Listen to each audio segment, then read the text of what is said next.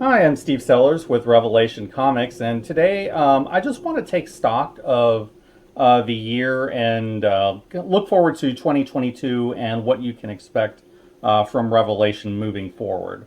I would say that 2021 was at least a good starting year in terms of our comics. Our first two issues, Blitz #1 and Insurrection Fox Operations #1, came out last year, and I would say that it's a good starting point for where we're going, but we still have other things that we're trying to roll out, things that we want to reveal and show you in 2022, and we'll hope you'll be interested in those. Just as one other update, I would say Blitz is now available in the Wicked Publishing Store for both digital issues and physical issues. So if you want to get a copy of that, if you want to have a physical copy because you like physical, go to Wicked Publishing and look at their store. It's also available in the usual digital formats, including Comixology, Global Comics, and Amazon Kindle. So, as well as Insurrection. Now, Insurrection is not yet available on Wicked, but hopefully soon that will change. So we'll see what goes on with that. Now, in terms of our plans for 2022, we have two major releases that I'm expecting moving forward with that. The first book that you can expect to see is Seder, which I've been announcing quite a while. And I'm actually glad to finally see this. I have read the script since quite a while ago. It's one that Michael Nunnally is really, really proud of, and I think for good reason. It's a book that is set in Viking era, and it is basically a Viking grimdark horror centered around a king that breaks a vow of love and the vulva witch who is scorned. And hell hath no fury like a woman scorned, to quote the bard. And that definitely is true with this book. And you're going to see not just historical warfare and things like that, but also magic and betrayal and murder and all kinds of lovely and horrific things resulting from that.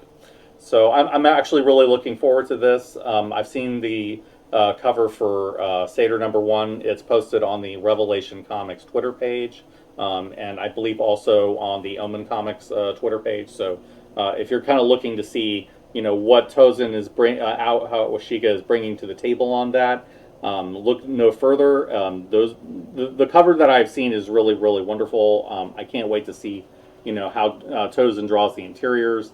And my understanding is that he is going to be hard at work on those very soon. So by the time that the Kickstarter comes out for that, you're going to hopefully see a pretty good idea of what the book will look like in terms of the interiors. But I think the cover for now should give you at least an idea of the aesthetic and what we're aiming for with that book.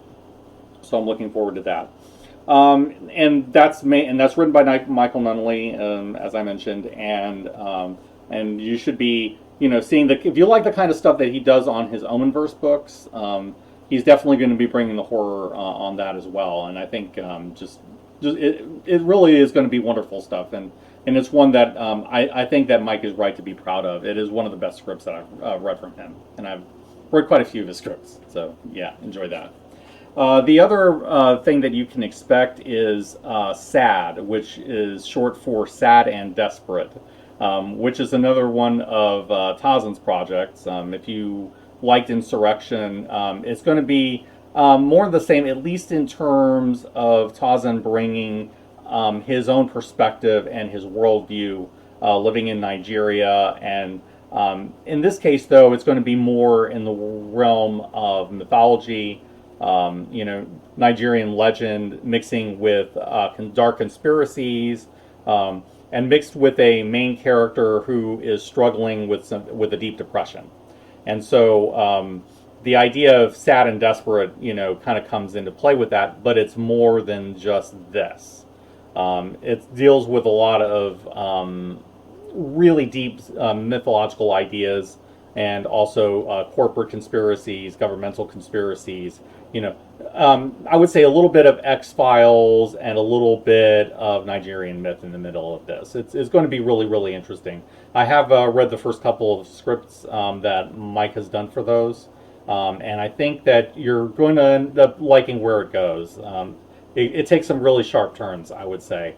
Tarzan really, I think, always brings it in terms of his ideas and in terms of the artwork. And everything that I've seen for that really looks outstanding. The cover for that is also has been posted on the Revelation Comics Twitter and on the Omen Comics Twitter. So if you want to see what that looks like, it's really good. I really like this cover a lot. It's a very simple cover, but I think the coloring work is very striking. I think that Tozen really knows how to make a cover pop. That one certainly does, and I think that you're going to get some really good offerings this year from both Mike and Tozen this year. Beyond that, Blitz #2 is on the way. I would expect that probably towards the beginning of 2023. The script is actually in the revision stage at this point. I do have the drafts written for that. It's just that I'm trying to adjust a few things at the moment based on some things that I've got received back from the editor. So it's going to be a little bit of time trying to make sure that it goes exactly the way that I need it to go. But you're going to see some interesting things. You're going to see a little bit more of Moth Girl. Actually, a lot more in terms of the action, but also in terms of maybe kind of like a surprising role for her. You're definitely going to see a lot more of Firebomb. You're going to see more of Roland's relationship with Firebomb. You're going to see them interact a bit more. And I'm trying to drop some seeds of other things that you can expect in later issues of the title. But I think eventually, we're going to be moving towards a conclusion with that arc. I'm not planning on it being longer than 3 or at the most 4 issues. It's really going to be one of those where you're going to have a complete package with that particular story. Once Blitz is #3 is out, is my hope. So you're gonna definitely gonna see where that's going. Amy's gonna be front and center. Roland's gonna be front and center as always. You're gonna get more of those.